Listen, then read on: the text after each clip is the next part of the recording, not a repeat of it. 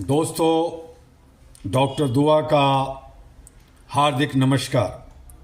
आज आपके बीच universal declaration article 14 लेकर के आए हैं। वादा के अनुसार 13 तक आपसे बात हो गई और इसी तरह से 30 तक होगी, और भारतीय संविधान और भारत के बहुत सारे विधि विधान उस पर भी क्रमबद्ध बात होती रहेगी। लेकिन इसके लिए आपको हमारे साथ रोज कुछ वक्त देना होगा।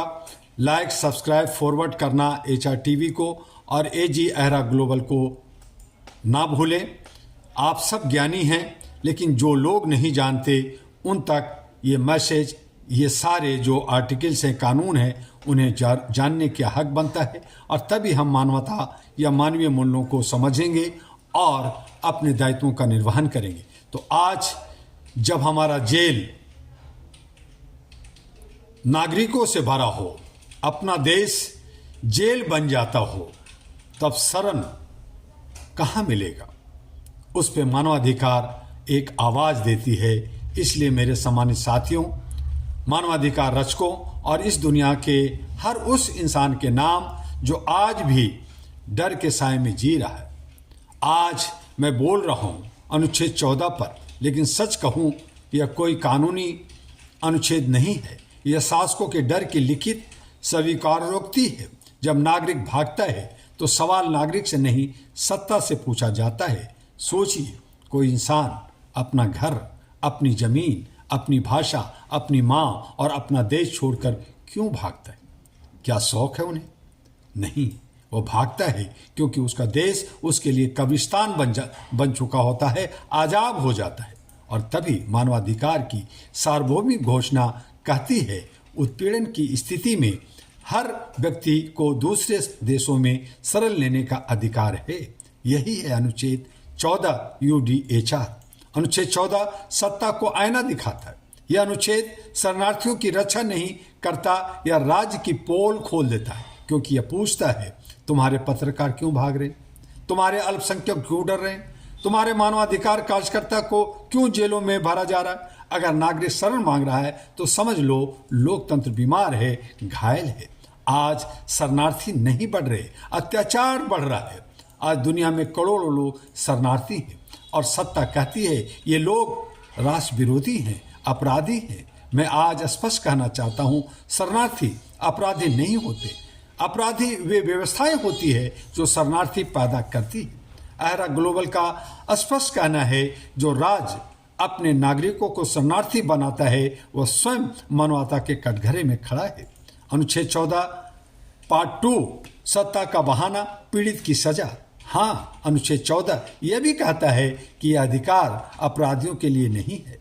लेकिन कि आज क्या हो रहा है? सच बोलते हैं तो गैर राजनीतिक अपराध कहा जाता है, असहमति को देशद्रोही कहा जाता है, मानवाधिकार को विदेशी साजिश कहा जाता है। यह कानून का दुरुपयोग है, यह संविधान की हत्या है। भारत ही नहीं, पूरी दुनिया के लिए एक सवाल पैदा करता है। मैं केवल किसी देश की बात नहीं कर रहा, यह सवाल पूरी दुनिया से है कि अगर एक पत्रकार को भागना पड़े, क्यों? अगर एक आदिवासी, दलित, अल्पसंख्यक सुरक्षित ना हो, क्यों? अगर न्याय मांगना अपराध बन जाए तो ऐसा क्यों? एहरा ग्लोबल साफ कहता है, शरण मांगना कायरता नहीं, अत्याचार का प्रमाण है। राष्ट्रवाद के नाम पर मानवाधिकारों की कुर्बानी बंद करो, बंद करो। आज मानवाधिकारों को राष्ट्रवाद के नीचे कुचला जा रहा है। मैं पूछता हूं, क्या राष्ट्र इंसान से बड़ा है? क्या झंडा इंसान की जान से ऊपर है? नहीं, कभी नहीं। राष्ट्र इंसान से बनता है, और अगर इंसान ही सुरक्षित नहीं तो राष्ट्र केवल एक नक्शा बन जाता है, दिखावा बन जाता है। अनुच्छेद 14 जिस देश के नागरिक दूसरे देश में शरण मांगे, उस देश को उत्सव नहीं, आत्मचिंतन करना चाहिए। मैं दो टूक कहता हूं, अनुच्छेद 14 किसी देश की उपलब्धि नहीं, उसकी असफलता का प्रमाण है। एहरा ग्लोबल का संघर्ष है। एहरा ग्लोबल हर उस आवाज के साथ खड़ा है जिसे चुप कराया गया, जिसे डराया गया, जिसे देश छोड़ने पर मजबूर किया गया। हम शरण को बढ़ावा नहीं देते, हम अत्याचार के खिलाफ लड़ते। हम चाहते हैं कोई भी इंसान अपने देश में सम्मान सुरक्षा और स्वतंत्रता के साथ जी सके।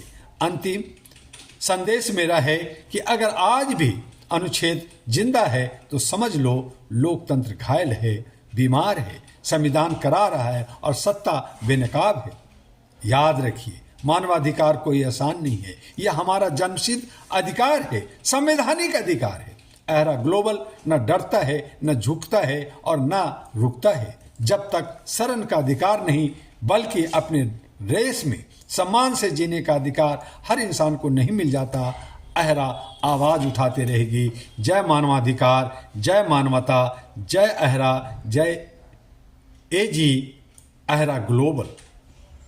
ये all India human rights association आज से नहीं, पिछले 40 वर्षों से आपको जगाने के लिए काम कर रहा है, आपको दशा दिशा दे रहा है।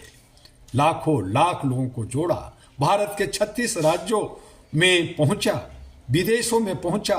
एशिया पैसिफिक का एक जाना पहचाना सामाजिक संगठन एहरा all India human rights association, जो बिना ग्रांट बिना डोनेशन का हम आपस में मिलकर अपनी सहयोग से आगे काम करते रहे।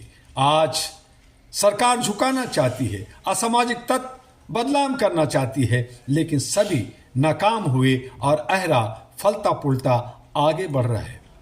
ये सब आपके सहयोग से हो रहा है। इसे बढ़ाने के लिए आप HRTV एहरा को लाइक करिए, सब्सक्राइब कीजिए, फॉरवर्ड कीजिए, अपना व्यूज, अपना चिंतन दीजिए, ताकि हम और भी अच्छा बेहतर बन सकें और आप तक इस बातों को पहुंचा सकें।